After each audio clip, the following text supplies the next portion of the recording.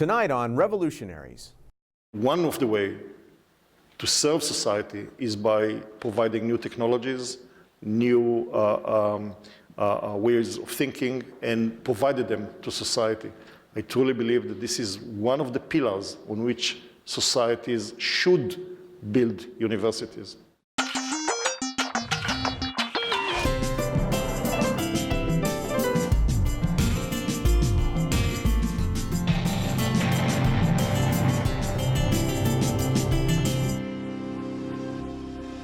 Israel today is often described as a startup nation. The engine of Israel's innovation is the Technion Institute of Technology, which is now more than a century old. We explore the heritage and impact of the Technion with the university's 16th president, Professor Peretz Lavie. Major funding for Revolutionaries is provided by the Intel Corporation. The Technion has its roots really predating 1912. And then the laying of the cornerstone and its formal establishment so long ago.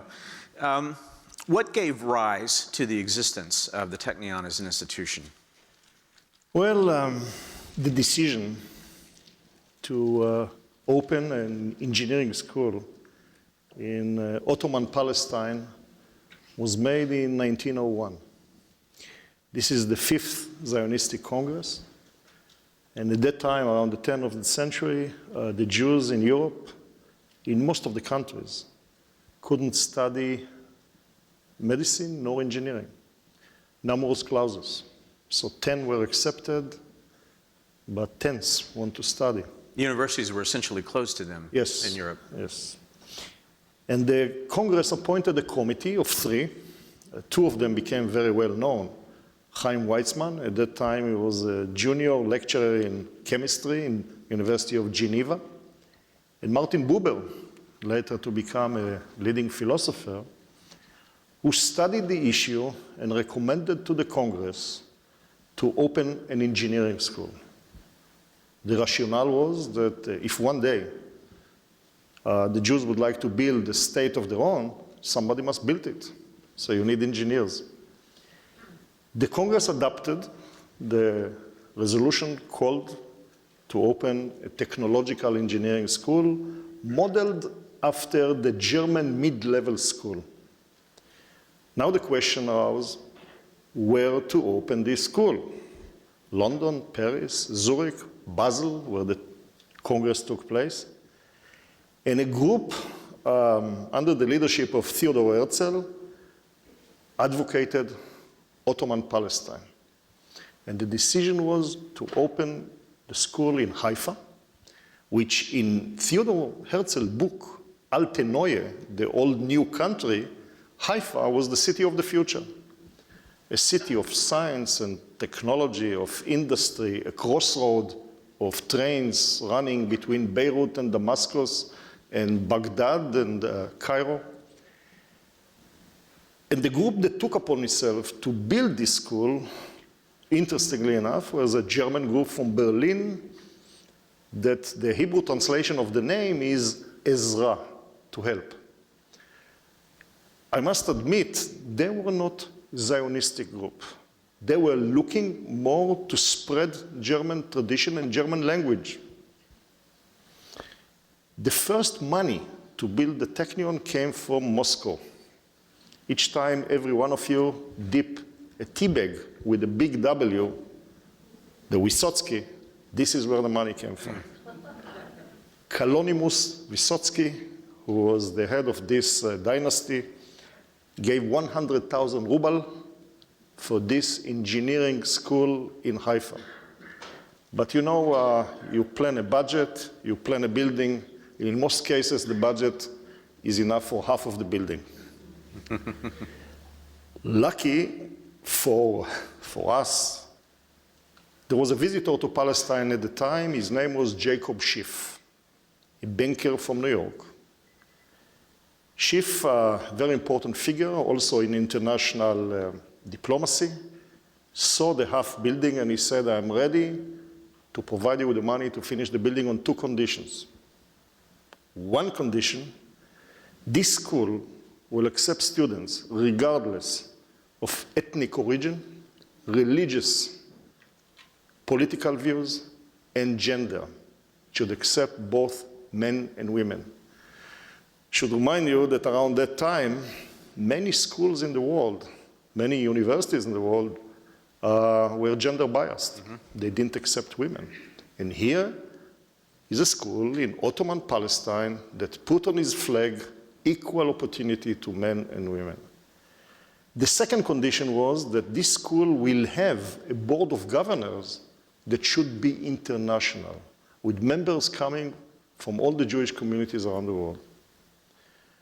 So the building, which was designed by a German architect named Alexander Berwald, a beautiful building on the slope of the Carmel Mountain, was ready in about the year 1913.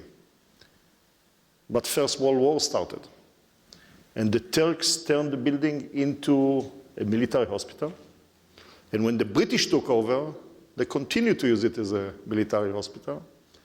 So the first class started only 12 years later.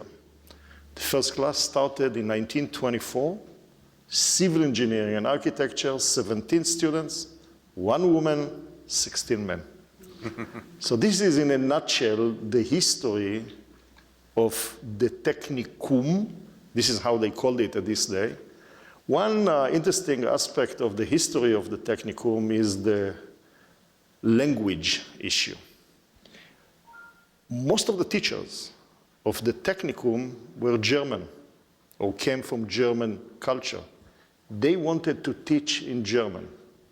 The students revolted because they wanted to study in Hebrew. And if you read the newspapers of the day, there were violent demonstrations over the language of studies in the Technion.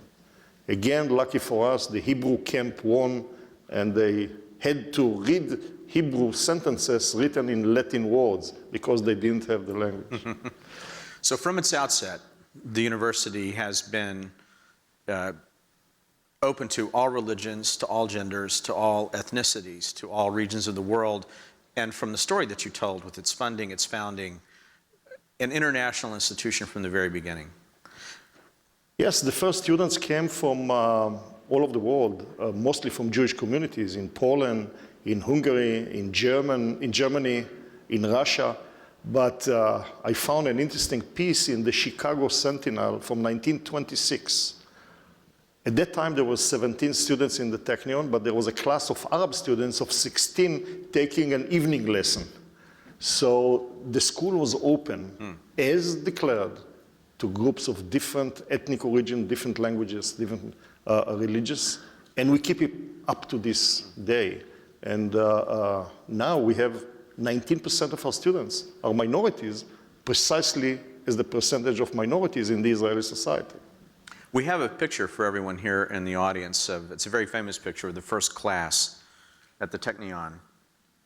Is this the room in the new building that was so long delayed? This is the old building, and this is a typical building. You can see the shape of the windows, which have Oriental accent. And you can see from the faces of the students how seriously they are taking their studies. The first majors were civil engineering and architecture, and I think it's probably self-evident as to why those particular majors were chosen, but that was a very deliberate decision, wasn't it? It was a deliberate decision. There was a need for civil engineers.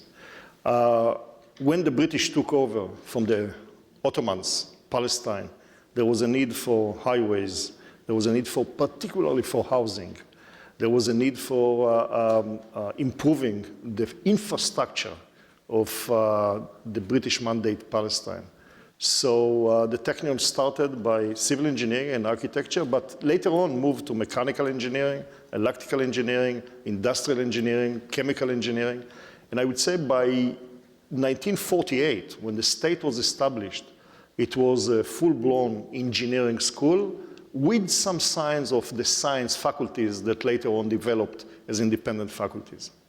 Then almost immediately after the laying of the cornerstone in 1923, someone very important became involved with the Technion, and we have a picture here actually That figure in the middle with his hands clasped behind his back is Albert Einstein. Yes, this is Albert Einstein, and he visited the Technion and the Hebrew University, you have to be fair, in 1923. By the way, the Hebrew University opened its gates 8 months after the Technion. My friend Menachem Ben Sasson, the president of the Hebrew University, tell me, since 8 months is less than a year, we can round it. So we open at the same year. No way. Yeah. 8 months is 8 months. Yeah. So we are the first.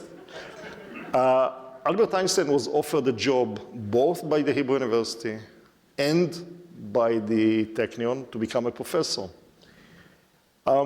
He came with his wife, and the rumors say that his wife didn't like what she saw around her. They bought the materials to build the Technion on camels. So he decided to go back to Berlin before he went to Princeton, and he became the first president of the group supporting the Technion anywhere in the world in Berlin. And he continued to support both the Technion and the Hebrew University throughout his life. So Einstein was, I would say, the spiritual father of both the Technion and the Hebrew University. These Technion societies, which he was instrumental, of course, in the first in America, but they exist around the world, they're really a unique part of the Technion's heritage, its growth, and its ongoing support. Can you talk a little bit about that and his involvement, in fact, in the American Technion Society? Absolutely. The support for the Technion around the world is one of the reasons that the Technion now is one of the top universities of its kind in the world. Most of the development of the Technion was provided by means of these support groups around the world. The American Technion Society was established in 1941. Jokingly, I can say that at that time, engineering wasn't a Jewish tradition. Very few Jews picked to be engineers. And the few engineers that were Jewish identify with this engineering school in the Middle East. But we had support groups in the UK, in Britain, in Switzerland, in France, in Australia, in South Africa, in South America, even in tiny Greece with 6,000 Jews, a Jewish community, we have a support group supporting the Technion. This is a unique phenomenon which immensely helped the Technion around the year, during the years. I cannot believe we would achieve what we achieve without the support of these groups. And we are grateful for them. There's a wonderful book called Technion Nation, which talks about the history of the university, and it uses this terrific phrase that the university went from stones to semiconductors. What have been the important milestones in your mind, Professor Lavie, as it's made that journey? 1912, cornerstone was laid. 1924, the first class started. 1954, we moved to the new campus on the top of the Carmel Mountain. These are the three major milestones of the first part of our history. The man responsible for the new campus is David Ben-Gurion, the legendary prime minister, who was a very close friend of the Technion. He participated in every event on campus. An icon in the history of Israel. Unfortunately, they don't make heroes like this anymore. Somebody lost the template. Then, when we moved to the new campus, the Technion moved from an engineering school to a research university. The first faculty that moved from the old building, which is on the slope of the mountain, to the top of the mountain, was the Faculty of Aeronautical Engineering.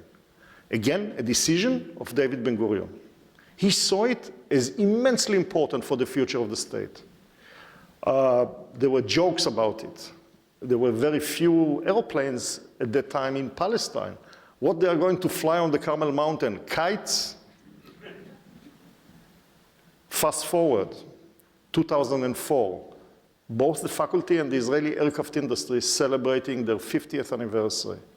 The Israeli aircraft industry, one of the three largest industries in Israel, 5,000 engineers, making everything from the aero rockets to satellites to jets to things that I cannot even mention. And 5,000 engineers were graduating from this single faculty. So this was a major, major landmark. Around that time, we started the graduate school. The Technion started to give a master degree and a PhD degree. Then 1969 is a major, major milestone in the history of the Technion. And three things happened in 1969. First, the Technion Senate decided to open a faculty of medicine. Now, everybody who understands academic politics should know that opening a faculty of medicine is not a simple matter. This is the most dominant faculty, the most expensive one that draw most of the attention. But when you read the decision of the Senate, it's almost prophetic. It said, in the future, medicine and technology will walk hand in hand. This is why the Technion, being a technological engineering school, must have a faculty of medicine. Israel today is an empire of medical devices because of the 1969 decision. Another consequence of this decision that I'm sitting here because I'm part of the Faculty of Medicine. Otherwise, I won't be here. I'm the first president of the Technion that comes from the field of life sciences or medicine. At the same year, the Technion opened the Microelectronic Institute. Now we all use the cliche that necessity is the mother of invention. But this is the reason the Technion opened the Microelectronic Institute. The Technion opened the Microelectronic Institute in order to produce the first infrared sensors, which were produced in the Technion. Again, fast forward, if you ask any founder of the high-tech sector in Israel, when it all started, they would say 69, the Microelectronic Institute in the Technion. One of our graduates is here, Amos, and Amos gave me the draft of the first course in microelectronics he was teaching in 1971 in the Technion. So this was a turning point in the history of the Technion and the country. At the same year, the Faculty of Electrical Engineering split from the Faculty of Computer Science. They became the flagship. Both these faculties became the flagships of the Technion. 1/3 of the students of the Technion right now, the undergraduate students, we have 9,000, 1/3 belong to these two faculties. They are the backbone of the Israeli high-tech sector. In fact, if you take these two faculties, and we have 120 companies on NASDAQ, about 70% of the CEOs of these companies belong to these two faculties. So these were the impact on the faculty. Of course, there were fierce competitors. When I became a president 4.5 years ago, I decided to bring them closer by establishing a new center for computer engineering jointly run by the two faculties. So some of my friends came to me and whispered on my ear, Peretz, we have a suggestion. Go make peace with the Palestinians, it will be easier. What's this interdisciplinary thinking that you're really specializing in? And I want to talk about that in just a moment, but let me go back for just half a step. What you said is basically in about a 15-year period, culminating with these important decisions in 1969, the university made this pivot from engineering to a full-on research university. That's an incredible act of willpower in a very short period of time, and it means recruiting an entirely new faculty and completely changing the philosophy of the university. How did that happen, and how is that still influencing the Technion today?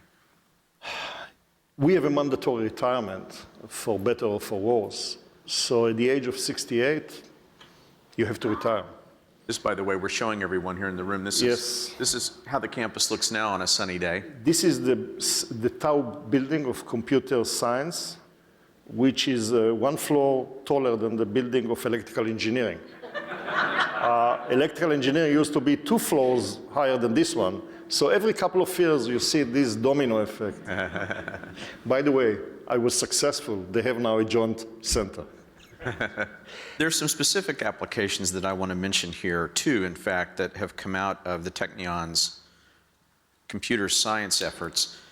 One is a little application which made AOL very famous a few years ago called ICQ, which Yossi Vardi pioneered. And there's a little company called WhatsApp, which just sold for a few $1 billion, which has its heritage in that whole ICQ technology. How did that come about? Well, as Yossi Vardi tells it himself, it's not Yossi Vardi. His son did it. Yossi Vardi was only the negotiator who got the $400 million. If you look at Israel now, and you mentioned it, there are thousands of startup companies. You can see the roots during the period when ICQ was created.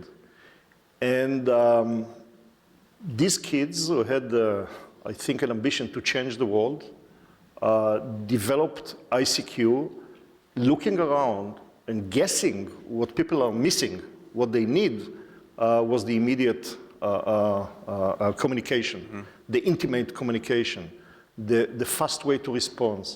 And as Yossi himself told me several times, at the beginning, he didn't understand the importance of it.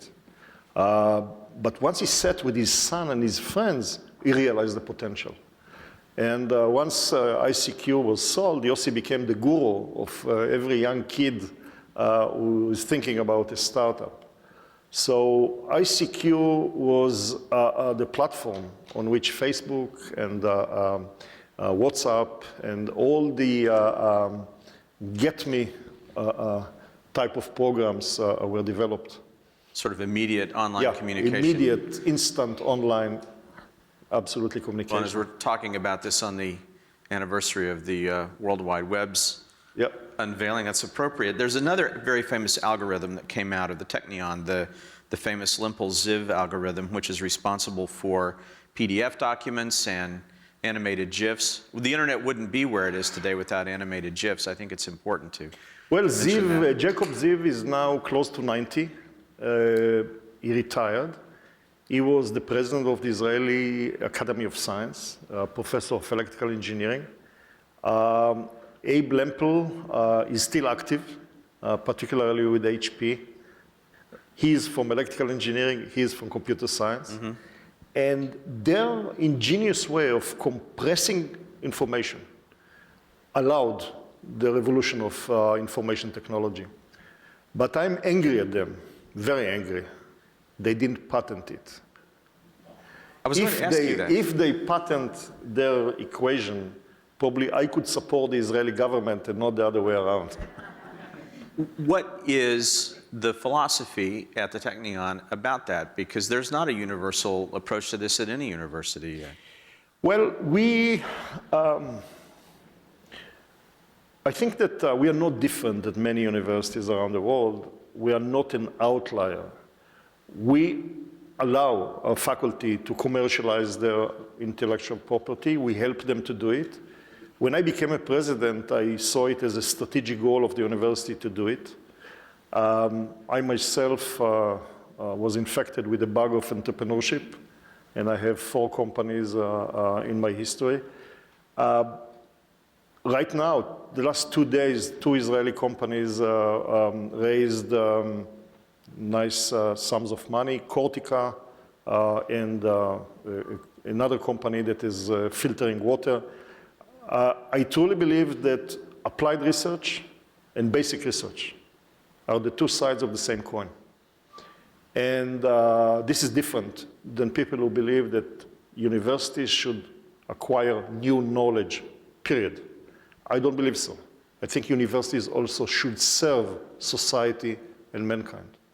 And one of the ways to serve society is by providing new technologies, new ways of thinking, and provided them to society.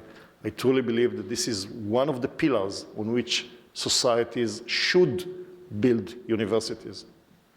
You mentioned this entrepreneurial drive, your own, many others within the university. What is it about the way the Technion is constituted that has this as an additional element? I don't think there is a single factor that determines whether your graduates will be entrepreneurial or not. It's a combination. And I'll give you several of my explanations. Take Nobel laureate Danny Schertman, the discoverer of the quasi-crystals. He won the Nobel Prize in Chemistry in 2011. He is teaching a course on entrepreneurship for the last 27 years.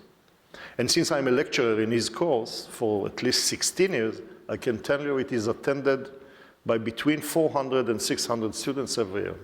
So if you multiply it by the number of years, you see how many students out there are educated on entrepreneurship by a Nobel laureate. So this is one reason.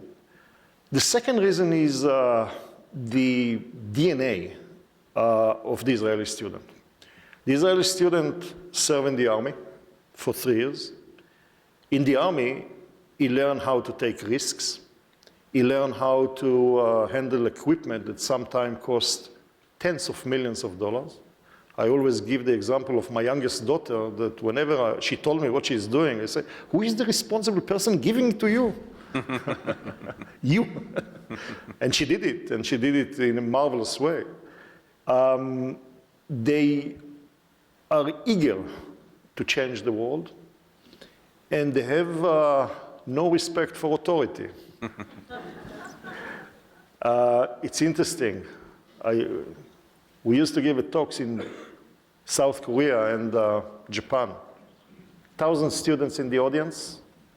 You talk for about an hour, and then you ask, any questions? Silence still. Nobody dared to raise his hand. In Israel, you start your lecture, in your second sentence, somebody raises his hand and say, Professor Lavie, I think you have a mistake in your second statement. So the social distance is such that allow you to challenge authority, to be much more daring. And when you combine all this with excellent education, you get this entrepreneurship ecosystem, as it is called today. Can you teach it? You need more things than education. And many are coming now to Israel in order to understand this phenomenon of entrepreneurship that is very typical of what's happening here in this part of the world. Sure. So everybody is talking about the Silicon Valley as number one, and Tel Aviv State as number two. It's interesting that when we won the competition in New York, Mayor Bloomberg told me, Peretz, I put it on the table. I'm envy of the Silicon Valley. This is why I would like to have you in New York. I'm going to take a pause for a minute and talk a little bit about your own very distinguished career. One does not really get to pursue one's calling as a university president. You have to do other things like worry about all these issues we've been talking about, but you have had an extraordinarily distinguished career in your field and sleep research. And you told me a very poignant story as we were getting ready for this discussion about a study that you did involving dreams, which actually produced a very profound outcome, and in a way that maybe those of us who just simply dream and don't think about studying it would ever think about it. Could you just talk a little bit about that study and the documentary that was made about it? Yes. We spoke about the impact of trauma on dreams. Living in Israel, the issue of trauma is almost an everyday issue. One of the questions that we asked ourselves, and I'm talking about the beginning of the 80s, is how Holocaust survivors adapted to the life after the Holocaust.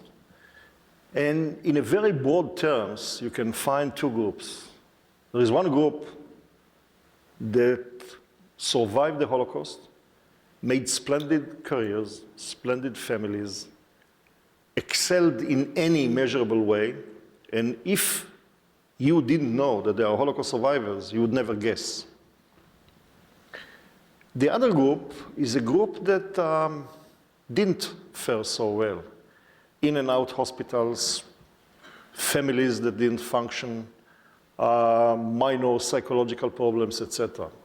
So we decided at that time to study their dreams in order to understand what make the super adjusted, and the less adjusted less adjusted. And that was a phrase you assigned, super adjusted, Right. to. I assigned it to them because I didn't know how to call them. Both of them adjusted. I mean, to survive the Holocaust and to continue living, you adjusted. Adjust. But some were super and some were less.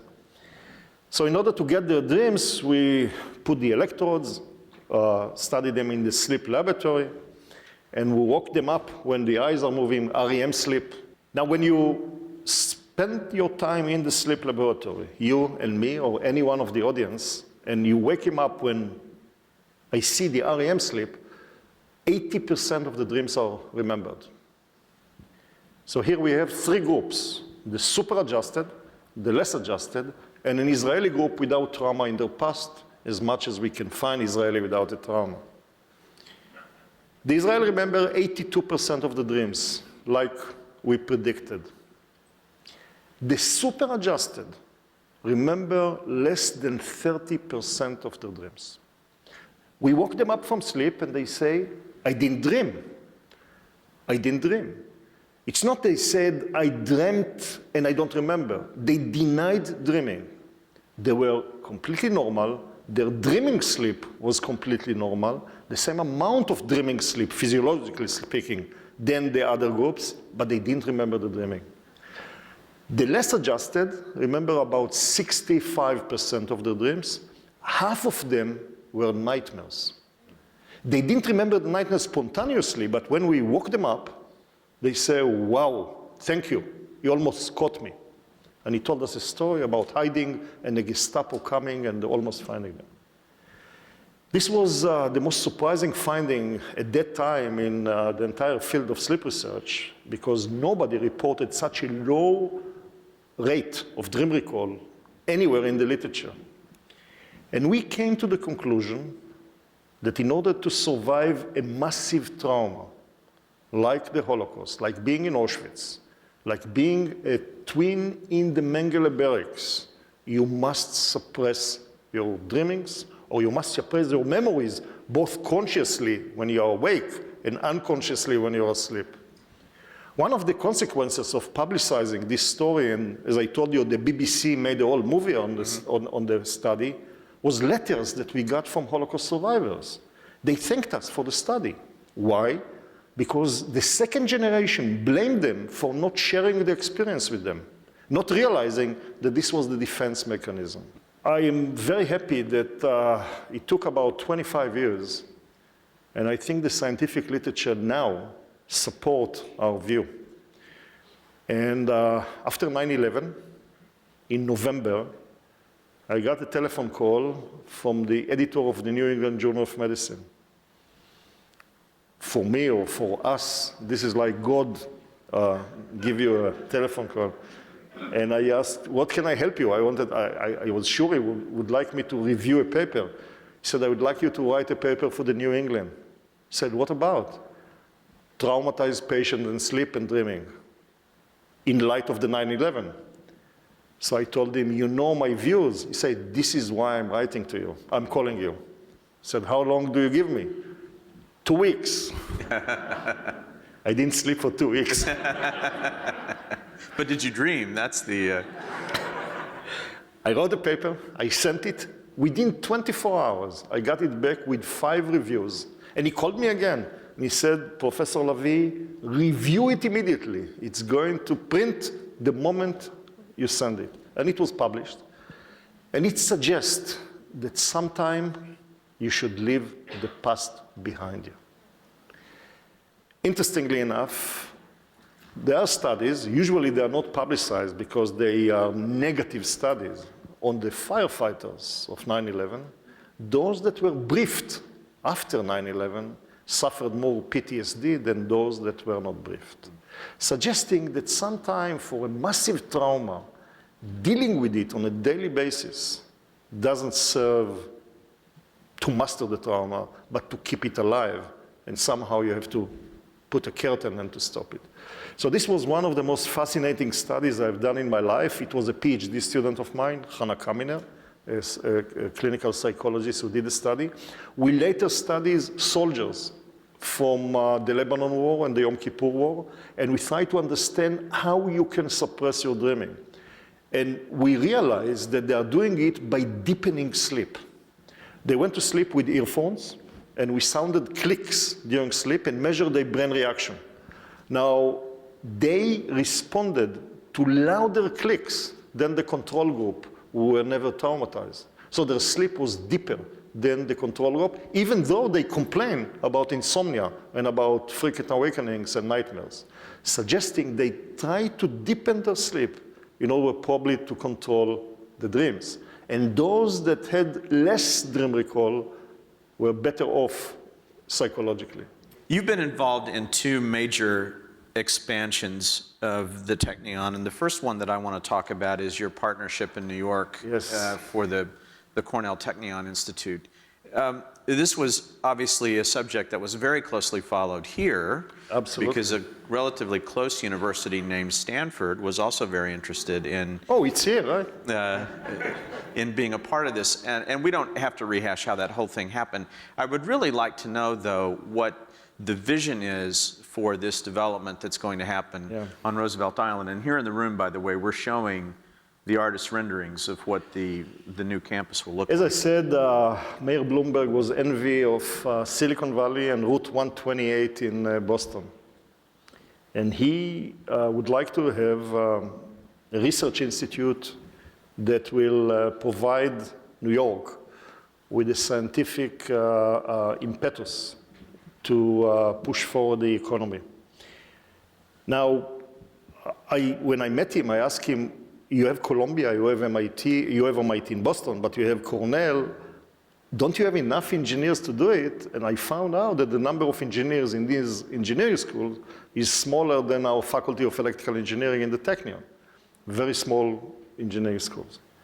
So what we propose to the city is to have a research institute that will provide a master and a PhD degree, but in a very unique way. It is not going to be discipline structured.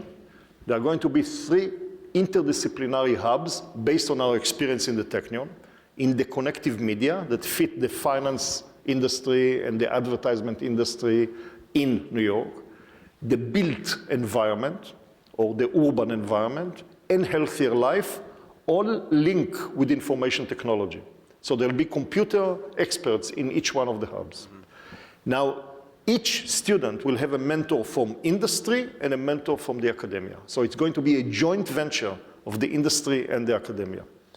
The city loved it, and Cornell loved it. By the way, we were looking for partners in this area too, and I won't elaborate. But the alignment with Cornell was very, very successful. We are now started teaching in Google headquarters in Chelsea, in New York. They gave us free space until 2017, when the first building, this tall building, is going to be ready. And when I asked Eric Schmidt why, he said, I'd like to be close to you, that's why. The first group of faculty members are there. And by the way, we are looking, and this is very interesting, some blamed me, you're going to cause brain drain from Israel to New York. I said, no, it's the other way around. I'm looking for Israelis who are here in the US for more than 20 years and would like to make chatzi aliyah, half immigration to Israel. Coming to New York, and then only the Atlantic. The first 3 that we hired fit this profile. So if they are here in this area, more Israelis with this profile, we'll be happy to recruit them to New York. The interdisciplinary approach that you described, I want to go back to that for a minute, because everyone is chasing the dream of being interdisciplinary and bringing a cohort of new young students up to think in that way. What is unique about this approach? It is unique. If somebody, let's say 20, 30 years ago, would say that the Faculty of Mechanical Engineering in the Technion will recruit a cell biologist as a faculty member, you would say impossible. We have now a cell biologist in mechanical engineering, and we have a cell biologist in physics, and we have a group of researchers from computer science, electrical engineering, medicine and biology, and chemical engineering working in a group doing network studies. So we must combine expertise. I always give the example of Hershko and Chikhanover, who won the Nobel Prize for discovering the ubiquitin system. This is the system that destroys unwanted or faulty proteins. Sitting in the room for 3 years, pouring into their tubes. The room was part of a monastery, no big equipment, and they won the Nobel Prize. Science has changed. You need expertise from different fields. You need expertise of computer science in biology, as you need biologists in bioinformatics. So we created in the Technion several of these interdisciplinary centers where people come from different faculties. In nanoscience and nanotechnology, we have 113 faculty members from 18, almost all the 18 faculties of the Technion. In autonomous systems, in life sciences and engineering. This is how we put cell biologists in mechanical engineering. So this is a new concept, and I believe that this is the future of science. We won't be able to do without it. The thing that I find so interesting that you're now able to pursue because of this joint venture is you don't start with the inherent difficulties that you mentioned a few minutes ago, trying to put two faculties together, trying to get people to think about how they work across disciplines. This is going to be built into the recipe for this institute from the very beginning. Do you think that will make a difference? Absolutely. As I said, when I decided to take upon myself to build a joint venture between computer science and electrical engineering, I relied on the fact that the two new deans of these faculties were from a younger generation, without any history. And I was successful. I was successful in doing it, and they have now a joint. I think that the new generation of scientists were educated knowing that science now is interdisciplinary and must bridge between different expertise. And this is something which probably will shape science for years to come. I have no doubt about it. We have some terrific questions from the audience. I'm going to get to those now, and then I'm going to end by asking you about China and your experience there so far, because it's really fascinating. So here's a very typical Silicon Valley question. Is there a Technion venture fund? If so, how large is it in dollars, and how many companies received funding from it in the last 10 years? Well, this is an interesting question. We support applied research in the Technion with two funds at the one end. One, we have money for seed research of seed ideas. Every year, it's competitive. We provide money for between 7 and 15 faculty members to take their ideas and to test them, whether they can be turned into prototypes, etc. Then I established, when I became a president, a small fund, $10 million, to support Technion-related companies at their second and third round of financing, not startups. They have to prove themselves. So second and third, we participate, first to protect our shares, and second to provide backwind to the researchers and to the investors. This was established 2 years ago. We already supported, I think, five companies, if I'm not mistaken. We are now in the middle of discussions, and I cannot unfortunately give names. It's one of the largest VCs in Israel, of establishing a Technion fund between $75 and $100 million that will support Technion graduates, faculty, and students. It's in very critical stage right now. I was in New York at a meeting. I believe it will be probably finalized by the end of the summer. Here's an interesting question about your relationship to other educational institutions in the Arab Middle East. Are there partnerships? Is there joint research? Are there projects that you're undertaking with those universities? There is one, and it is in water research with a university on the West Bank. The only problem is that they don't allow us to publicize it. When I completed my job as a Dean of Medicine, it was 1999, I decided to celebrate it with a joint workshop of Arab medical students and Technion medical students And since they didn't want to come to Haifa, we did it in Cyprus, which was very moving, very successful. The problem was we came back to Israel and the Intifada started. So all the relationships that were built there were destroyed.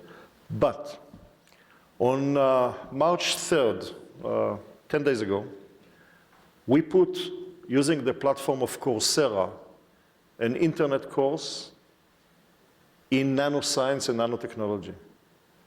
And I decided that the first course will be in Arabic.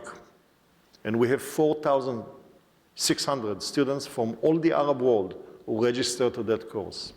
And the course is given by Professor Hussam Hayek, one of our superstars from chemical engineering, who is an Arab living in Israel. And this course attracted 26,000 in English and 4,600 in Arabic. I'm so glad you mentioned that, because Tom Friedman wrote a brilliant piece on that in the New York Times about a month ago. That MOOC on nanotechnology has students from Egypt, Syria, Saudi Arabia, Jordan, Iraq, Kuwait, Algeria, Morocco, Sudan, Tunisia, Yemen, the Emirates, and the West Bank. What does that say about the future? It says that education can bridge the gap between enemies. And once you see the other face of your enemy, I think the then negotiations are possible and reconciliation is possible. It's very interesting. You know, you mentioned China before. The Israeli ambassador to China is Matan Vilnai, an icon figure in the Israeli history. And when he met me, he said, Peretz, what you are doing in China is the job of 400 diplomats. So this MOOC course is a job of 600 diplomats. And it's enough that a student from Sudan or from Yemen or from the West Bank see Professor Hussam Hayek teaching in Arabic, in the Technion, to understand that this is different than what he had in mind before on Israel and on the Technion. It's amazing. I was the keynote speaker in Berlin just last month in Israel Day, and there was a demonstration against the Technion with signs, Technion, Apartheid University. And I spoke about this course. They say, I didn't know. I didn't know. So knowledge and education are keys to reconciliation. That's my belief. Let's talk about China for a minute, because you are now moving to go to China. You have a very important potential supporter who's interested in this, in Li Ka-shing, who's made education an enormous cause for his personal fortune around the world. Can you talk a little bit about what the outline of the Technion's involvement in China is going to be? Well, it all started about the same time that Mayor Bloomberg was looking for universities to open the research institute in Manhattan. Mr. Li Ka-shing is one of the wealthiest persons on earth who invest in philanthropy every year, $1 billion. Mostly in mainland China, mostly in medicine and education. He built a university in a city called Shantou in the province of Guangdong, which is the city that his father was born. He built it there because of sentimental reasons. And he decided that this will be the Reform University of China, which means they will be allowed to have a board of governors, to bring faculty from the West, to implement practices that are Western in nature than Chinese. And he was looking for mentoring to Shantou universities. And after looking at 70 universities, this is what he told me, he picked the Technion. He picked the Technion and he requested in a meeting that we had in Hong Kong that we build a branch of the Technion adjacent to Shantou University, where the Technion will give a Technion degree in China. This will be a private university teaching in English, and we in the Technion will be responsible for the program, for selecting the students, and for training the faculty. It was about a 2-year dialogue between us, and then he came to Israel, Mr. Li, together with the governor of Guangdong, and we signed an agreement. And we just last week submitted the program to the federal government in Beijing. The province will build the campus for us.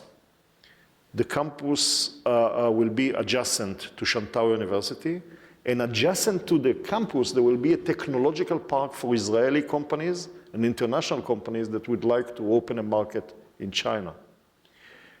We granted $150 million by the province to build the campus, and Mr. Lee, when he came to the Technion, gave us a gift of $130 million to develop the campus in Haifa to allow us to take upon ourselves this job. The first program that will be immediately implemented next year is environmental engineering. This is the most pressing issue in China: pollution, air pollution, water pollution. We have an excellent faculty in this department. We are going to teach Chinese students first in Israel. Once the campus will be completed, they'll move to Shantau. The name of the institute will be TGIT, Technion Guangdong Institute of Technology. This was the way they looked at it. And the next program will be probably processing engineering in 2 years delay. And then the third program, again, it's a 20-year program, 5,000 students, and at least 200 faculty members. We started to recruit faculty members from Chinese origin, but not only Chinese origin. It will be international from all over the world. We'll bring them to Haifa. We'll train them in the Technion, and they will be our faculty in Shantau. This is a very ambitious project. China has 2,000 universities. 2,000 universities. And he looked at it as a lighthouse that will influence the entire Chinese scenario of higher education. He's 86 years old. There is in Stanford the Li Ka-shih building of medical education, but you find he's giving all over the world. And I found him one of the most impressive persons I have met in my life. Quite amazing. So we have now on the west, New York, on the east, Shantau, and Haifa in the middle, and this will be very interesting. And then finally, what will you do when you turn 68 and you term out as president? Do you have a plan? You know, I play with the idea. My book on sleep was published in the early 90s by Yale University Press, was translated into 16 languages.